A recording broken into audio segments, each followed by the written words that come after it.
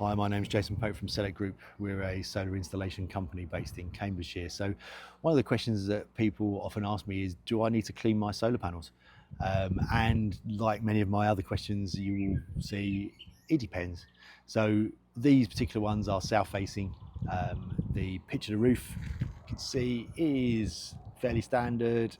It's not shallow at all. So here in the UK, we get enough rain a year that these solar panels will be washed by Mother Nature with no drama. I would be very, very surprised unless there is a particularly large amount of bird poo on these. I wouldn't expect that they would need cleaning ever. If you have a north-facing array, then it's possible you could get a build-up of moss. It sometimes starts down here where the water's just sitting in there.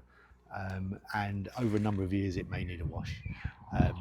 You will have a benefit of washing it if they're rough, covered in bird poo, or there's trees, sap, or any of these sorts of things, but generally they look after themselves. The only ones that need looking after more is if you've got bird poo on them, tree sap, whether they're north facing, or maybe a flat roof where the angle is much shallower. So a shallow angle then means that they potentially might need cleaning, but quite often they're easier to clean if you're on a flat roof because you can get up there and actually wash them.